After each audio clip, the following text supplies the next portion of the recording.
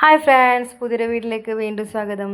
അപ്പോൾ നമ്മൾക്ക് കുറച്ച് ഞണ്ട് കിട്ടിയിട്ടുണ്ട് കേട്ടോ. ഇന്ന് കൊണ്ടോട്ടേങ്ങാടി പോയപ്പോൾ മീൻ മാർക്കറ്റിൽ വെറുതെ ജസ്റ്റ് ഒന്ന് കയറി നോക്കിയതാണ്. ഞണ്ട് ഉണ്ടാവുമോ എന്നറിയാം. ഞങ്ങൾ ഒരുപാട് തവണ ഇങ്ങനെ വന്നപ്പോഴും നമുക്ക് കിട്ടിയില്ല കേട്ടോ ഞണ്ട്.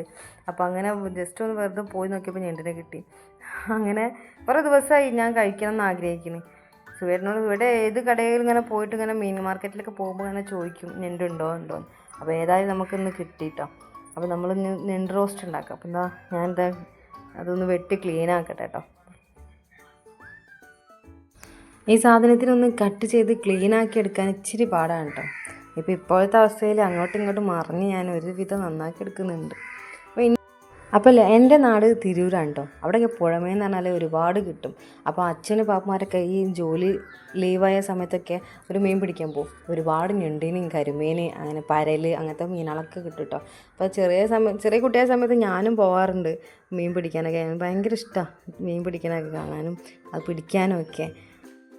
മീൻ പിടിക്കാൻ പോകാമെന്ന് പറഞ്ഞാൽ അന്ന് ചൂണ്ടലെടുക്കലും എരേനെ പിടിക്കലൊക്കെ ഭയങ്കര ജോറായിരിക്കും. അന്ന് നല്ല രസമാകാം പിടിക്കാൻ പോകാം.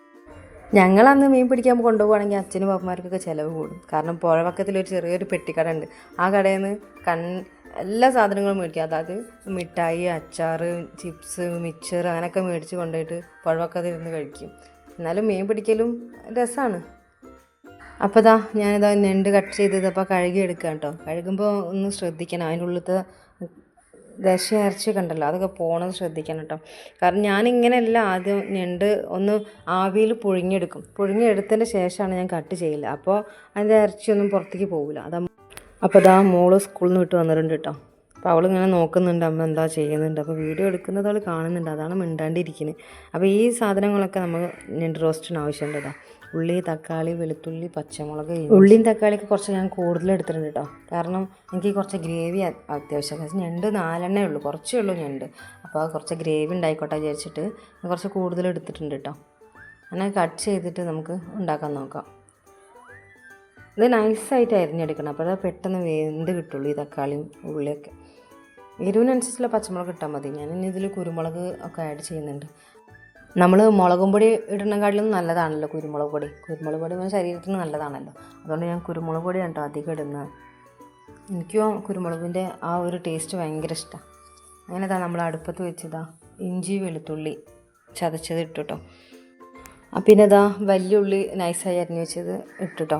അതൊന്നൊരു വഴറ്റി വരണം, ഒന്ന് കുഴഞ്ഞ് വരട്ടെ. അതുവരെ നമ്മൾ ഇളക്കി കൊടുത്തു. തക്കാളി, പച്ചമുളക്, പിന്നെ പൊടി സാധനങ്ങളൊക്കെ ഇട്ടിട്ടോ. പിന്നെ ഞണ്ട് ഇട്ടു, അതൊന്ന് മിക്സാക്കി വെച്ചിട്ടുണ്ട് കേട്ടോ.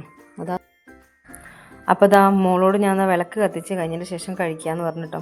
അപ്പോൾ അച്ഛനോട് ഞങ്ങൾ വിളിച്ചിട്ട് പൊറോട്ട വേണ്ടാൻ വേണ്ടി പറഞ്ഞിട്ടുണ്ട്. അപ്പോൾ അതും കൂടെ കൂട്ടി കഴിക്കാമെന്ന് വിചാരിച്ചു. അപ്പോൾ അവൾ വിളക്ക് കത്തിച്ചു, നാമം ചൊല്ലായിരുന്നു കേട്ടോ. അപ്പോഴേക്കും അച്ഛൻ പൊറോട്ട കൊണ്ടുവന്നു. അപ്പോൾ ഞാനതൊക്കെ ടേബിളിൽ സെറ്റാക്കി വെച്ചു. പൊറോട്ടയും ഞണ്ട് കറിയും നല്ല ചൂടുള്ള കട്ടൻ ചായയും നല്ല സെറ്റായിരുന്നു. 3 നല്ല ടേസ്റ്റ് ഉണ്ടായിരുന്നു കേട്ടോ. നല്ല ഗ്രേവിയും കാര്യങ്ങളൊക്കെ ഉണ്ടായിരുന്നു. അപ്പോൾ അവൾ നല്ല കഴിച്ചിട്ട് നല്ല ടേസ്റ്റ് ഉണ്ടെന്നൊക്കെ പറഞ്ഞു കേട്ടോ. അപ്പോൾ ഇത്രയേ ഉള്ളൂ. അപ്പോൾ നമ്മളെ വീഡിയോ ഒന്ന് സബ്സ്ക്രൈബ് ചെയ്യുക, ലൈക്ക് ചെയ്യുക, ഷെയർ ചെയ്യുക.